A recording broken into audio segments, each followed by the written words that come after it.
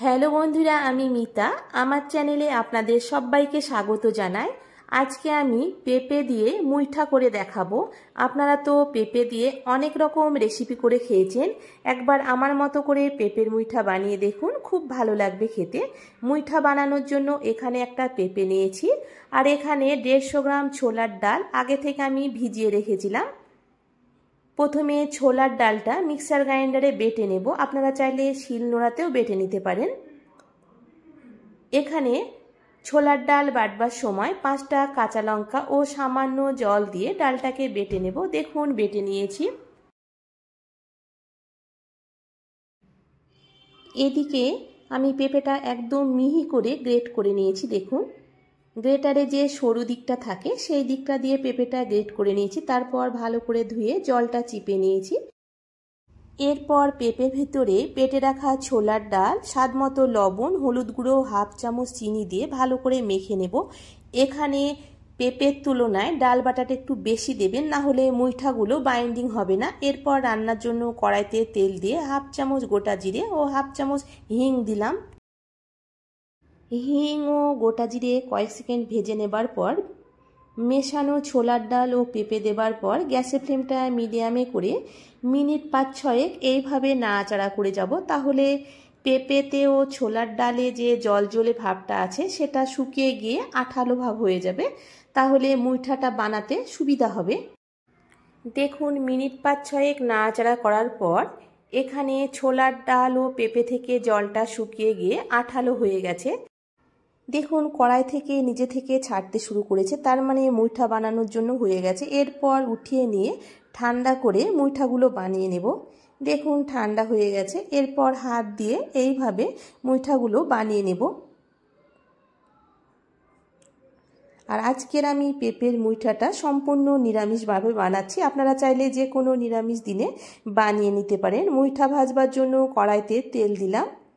তেলটা ভালো করে গরম করে নিয়েছি। এরপর গ্যাসের ফ্লেমটা মিডিয়ামে করে মুইঠাগুলো ভেজে নেব। এইভাবে মিডিয়াম হিটে মুইঠাগুলো ভাজলে পেঁপে যেহেতু একদম সরু করে কেটে নিয়েছি, তাই খুব সহজেই সেদ্ধ হয়ে যাবে। দেখুন এইভাবে ঘুরিয়ে চারিধারে সমান করে লাল করে মুইঠাগুলো ভেজে নেব। দেখুন মুইঠা ভাজা হয়ে গেছে। এরপর মুইঠাগুলো উঠিয়ে নিয়ে একই রকমভাবে বাকি মুইঠাগুলো ভেজে নেব। আর প্লিজ বন্ধুরা, আপনারা ভিডিও দেখতে দেখতে লাইক দিতে ভুলে যান। অবশ্যই একটা লাইক দেবেন। আপনাদের একটা লাইক আমাকে নতুন ভিডিও বানাতে উৎসাহ জাগাবে। অনেকেই আছে পেঁপে খেতে চান না, তারা এইভাবে একবার মুইঠা বানিয়ে দেখুন, খুব ভালো লাগবে খেতে। দেখুন সব মুইঠাগুলো ভেজে নিয়েছি। এরপর ওই কড়াইতে কিছু আলু ভেজে নেব। এখানে আমি 4টে আলু মিডিয়ামভাবে কেটে নিয়েছি। গ্যাসের ফ্লেমটা মিডিয়ামে করে আলুগুলো লাল করে ভেজে নেব।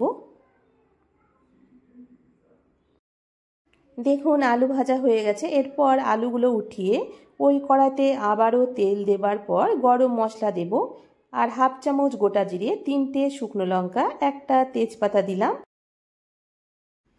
গরম মশলা 30 থেকে 40 সেকেন্ড ভেজে নিয়েছি। এরপর 2 চামচ আদা বাটা দিলাম,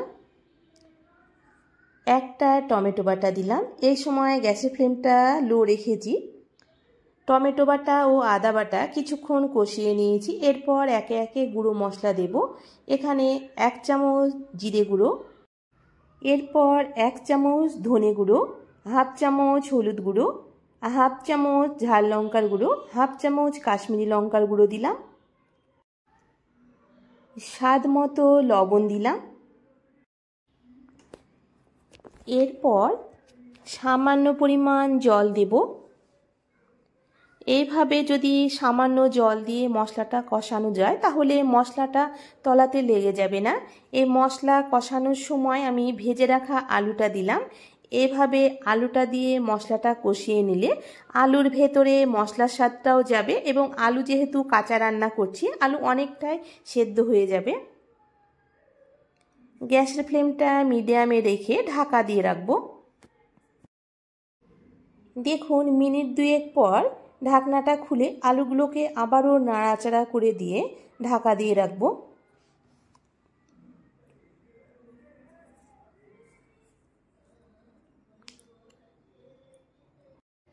দেখুন এইভাবে মিডিয়াম হিটে যদি আলু কষানো যায় তাহলে আলু অনেকটাই সেদ্ধ হয়ে যাবে।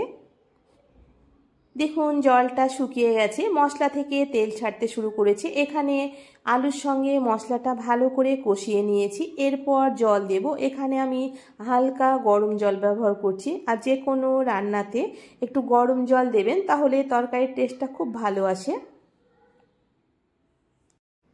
আর এখানে জলটা একটু বেশি করে দেব, যেহেতু মুইঠাগুলোতে ছোলার ডাল দেওয়া আছে, তাই জলটা অনেকটাই টেনে নেবে। এরপর ঢাকা দিয়ে মিনিট 5-6 ফুটতে দেব। দেখুন মিনিট 5-6 ঢাকা দিয়ে রেখেছিলাম, এখানে আলু পুরোপুরি সেদ্ধ হয়ে গেছে। এরপর ভেজে রাখা মুইঠাগুলো দিলাম। মুইঠাগুলো দেবার পর মিনিট 5-6 ঢাকা দিয়ে ফুটিয়ে নেব।